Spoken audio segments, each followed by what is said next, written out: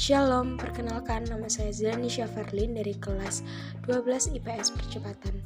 Hari ini saya berkesempatan untuk menyampaikan hasil PPT saya yang berjudul Praktek HAM dan Demokrasi. HAM atau hak asasi manusia adalah seperangkat hak yang melekat pada hakikat dan keberadaan manusia sebagai makhluk Tuhan yang Maha Esa dan merupakan anugerahnya yang wajib dihormati, dijunjung tinggi, dan dilindungi oleh negara, hukum, pemerintah, dan setiap orang demi kehormatan serta perlindungan harkat dan martabat manusia. Setelah kita mengetahui apa itu HAM, kita berlanjut pada HAM dan demokrasi Indonesia. Indonesia dibentuk sebagai sebuah negara yang demokratis, yang hak asasi manusia diakui seperti yang tersirat dalam rumusan Pancasila dan Undang-Undang Dasar 1945. Adapun sila kedua yaitu kemanusiaan yang adil dan beradab, dan sila kelima yaitu keadilan sosial bagi seluruh rakyat Indonesia. Akan tetapi, upaya mewujudkan demokrasi dan HAM di sebuah negara tidaklah semudah membalikkan telapak tangan saja. Hal ini juga didukung dengan adanya pelanggaran HAM di Indonesia. Yang pertama, beberapa penuntutan terhadap pejabat tinggi atas dakwaan korupsi, pengakuan dan penerimaan Presiden Yudhoyono terhadap kesimpulan dan rekomendasi dari Komisi Kebenaran dan Persahabatan Indonesia Timor Leste bahwa aparat keamanan Indonesia secara kelembagaan bertanggung jawab atas pelanggaran hak asasi manusia di tahun 1999.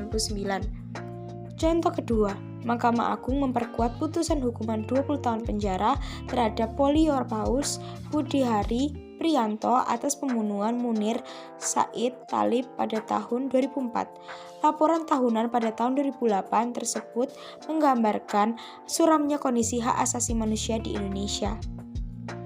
Pada realitanya, masih banyak pelanggaran yang dilakukan oleh rakyat Indonesia.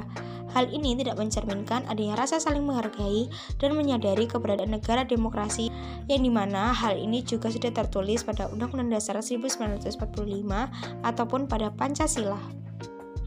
Penyelenggaraan pemilihan umum pada tahun 1999, walaupun pemilihan presiden sebelumnya baru saja dilakukan pada tahun 1998 oleh Dewan Perwakilan Rakyat, sangat amat disayangkan pada masa ini juga mulai muncul tindakan kekerasan seperti yang terjadi di Ambon, Kalimantan Barat, Jawa Timur, dan Kupang tanpa mudah ditelusuri siapa pelakunya. Pada masa inilah kemerdekaan Timor Leste diakui oleh pemerintahan Indonesia.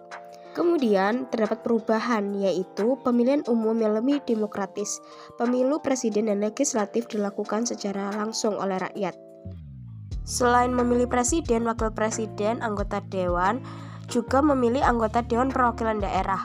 Partai politik yang lebih mandiri dan terdiri dari banyak partai politik dibandingkan dengan di zaman sebelum reformasi, di mana ada pembatasan jumlah partai politik.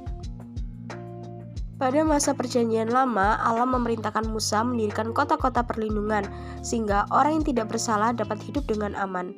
Maka, di Indonesia hal itu masih jauh dari kenyataan. Banyak orang yang belum dapat menikmati hidup yang aman dengan jaminan pemerintah atas hak-hak asasi mereka.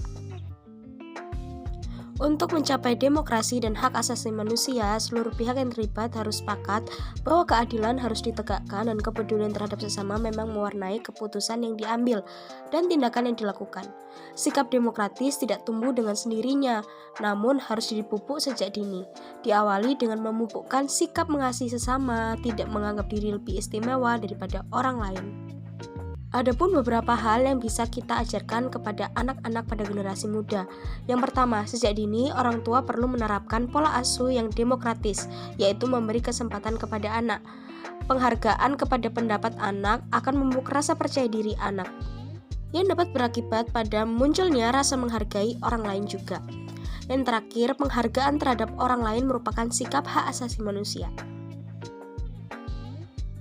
Konsep yang merujuk kepada hak asasi manusia terdapat dalam Bilangan 35 ayat 9-34. Allah memberikan perintah kepada Musa untuk membangun kota-kota perlindungan agar orang yang tidak sengaja menyebabkan kematian orang lain tidak dibalas dengan dibunuh.